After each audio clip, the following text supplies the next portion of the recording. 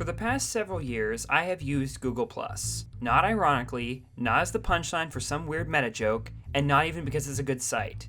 Because it's not. Now, it may seem odd, but Google Plus is actually one of the most useful tools imaginable for a very niche crowd. And if you're unaware, the site is being discontinued due to alleged information leaks that have turned it into an even greater financial failure than it had been previously. Which is simply because no one used it. Now first, let me explain what Google Plus is, even though I can't imagine why you would have clicked on this video otherwise. All 3,000 of you. Google Plus is essentially a Facebook wannabe that was created by Google for the sole purpose of competing with other social media titans at the time. And this clearly didn't work. To its credit, Google Plus does try to emulate features of its more successful rivals and gives some amount of variety, but it fails in terms of its layout. You can post pictures, videos, and write messages on a profile all while following people and seeing their posts as well, but this is overshadowed by the fact that the menus are so confusing to navigate to the point of making the site feel awkward. Combine this with the fact that Google Plus was created in 2011, it was already entering an oversaturated market with superior competition. For these reasons, it's easy to see why it flopped in terms of gathering a user base. And due to these hurdles, it was announced that the site would be shutting down in August of 2019. By the way, there was apparently a statistic released that around 90% of every user's Google Plus sections lasted less than 5 seconds each.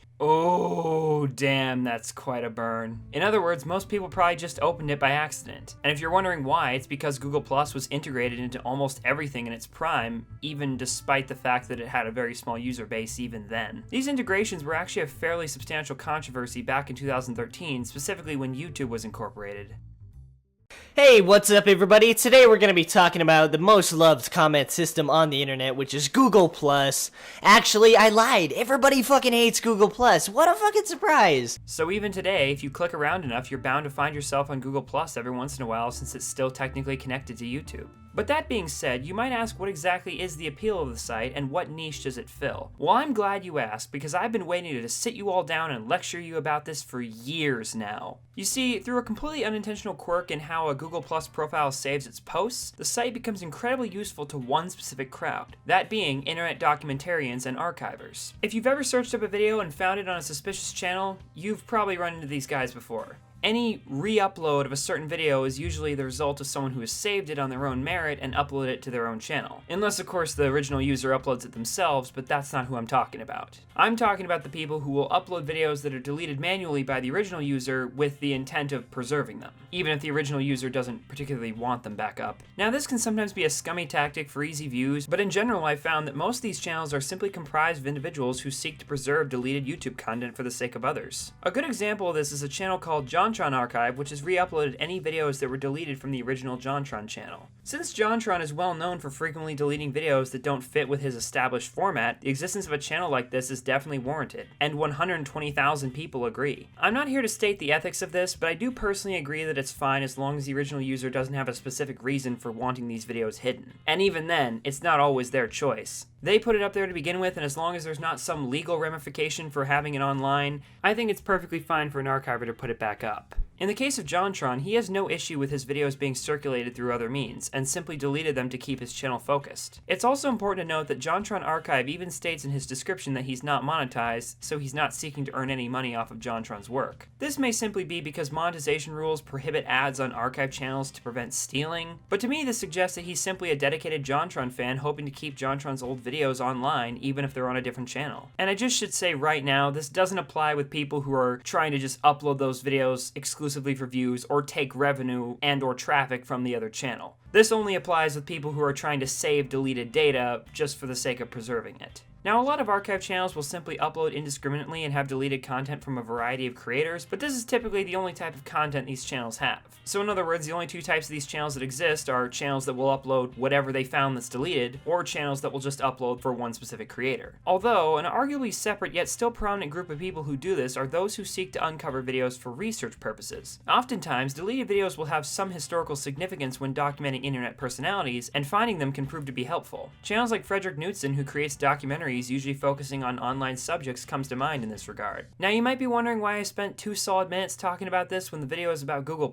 but just hold on, I'm getting to it. I should make it clear that the way these channels obtain videos is by copying the video's URL, then either using a sketchy YouTube to MP4 site or an extension to download the video as an MP4 file and re-upload it to their own channel. So basically, you need the URL. Without it, you have nothing. Remember Remember that because it'll be important later. The thing to note in these situations is that when a YouTube video is deleted, the URL is obviously no longer functional, so it's impossible to view, let alone download. If you're an archiver, you have several options as to how you might retrieve a video if no one else has already. 1. Have downloaded it in advance if you knew somehow the person was going to delete it or you were just hanging on to it for one reason or another. 2. Find the URL somewhere and hope the video was simply set to unlisted rather than being privatized or deleted. If a video vanishes from a channel and you haven't checked the URL, this might be the case if you're lucky. From here you can just download it, because unlisted videos can be downloaded like any public video can, but the only difference is you won't see the video on the channel, so you might think it's deleted, but it won't actually be. Or 3. Grab the URL again, and this time go to a site called the Wayback Machine and plug it in. The Wayback Machine is essentially a site that will archive other sites and pages throughout the internet's history, and if the video you're looking for was popular enough, the Wayback Machine may have downloaded the page and saved it. And if the person you're archiving is famous, then this is quite likely. Sometimes the URL gets saved, but the screenshot itself is broken, and other times it saves the page but skips out on the video, but if the stars align on a blue moon, you'll be able to input the link and watch the video in full. From here, you'll have to resort to screen capture though, since there isn't really any easy way to download videos from the site itself. Unless of course you're searching the site's database, but that's a whole different thing entirely. So that's just a little quick guide as to how to recover deleted videos. And if you've been paying attention, the URL is by far the most important aspect in recovering a YouTube video. Even if the video is unlisted and has a functional archive page on the Wayback Machine, you're probably out of luck if you can't find the link to it. Now this is where Google Plus comes in. It's common for big YouTubers to have social media where they'll send out links to their newest videos to notify their subscribers. Google Plus is definitely one of these sites, but it differs simply because the majority of users don't even know they're using it. As I mentioned, back in 2013, YouTube underwent a massive update in which Google Plus was automatically integrated in with the site, and all active YouTube users were given an attached Google Plus account and had a permanently attached link in their description. Although what's most noteworthy about this is that whenever a person would upload, they would have a built-in option of sharing that video on their linked social media account. Since Google Plus was automatically added to every YouTube channel, it also appeared alongside in the user's linked accounts. And since this option was enabled by default, nearly every user at the time was inadvertently sharing their videos on Google Plus. I mean, if you think about it, they never really had any reason to disable that little check mark simply because they had no idea what effect it had. The result was thousands of Google Plus accounts automatically posting links to new YouTube videos whenever anyone uploaded. Now, here's the kicker. If a person who owned the account decided one day to delete all the videos on their channel,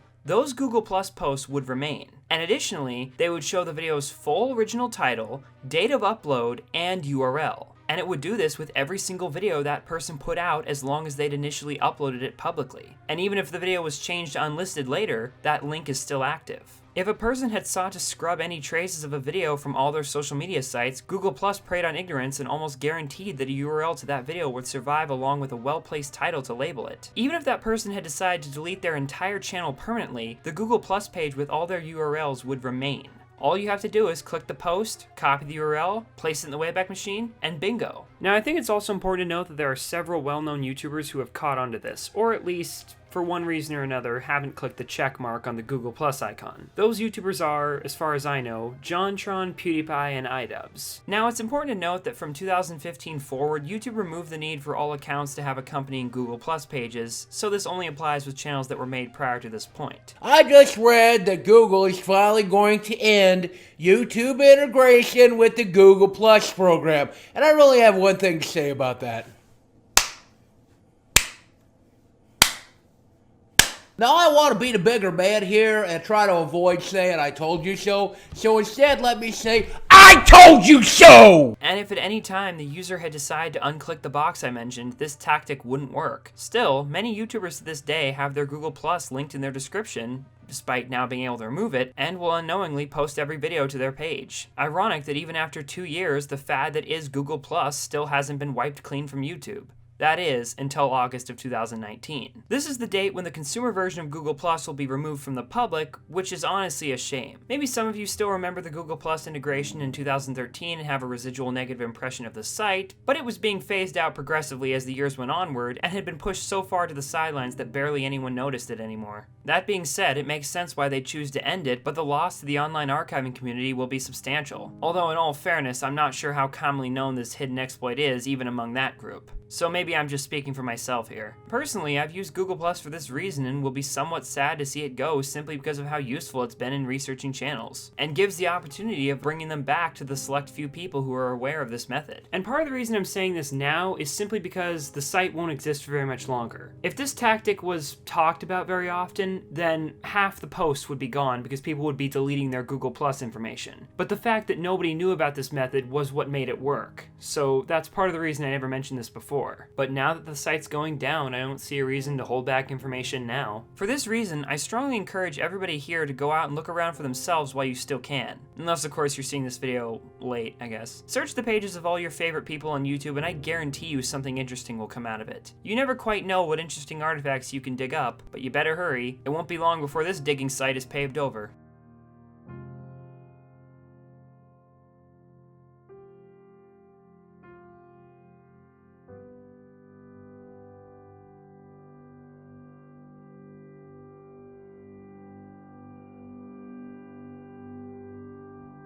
This is fucking annoying.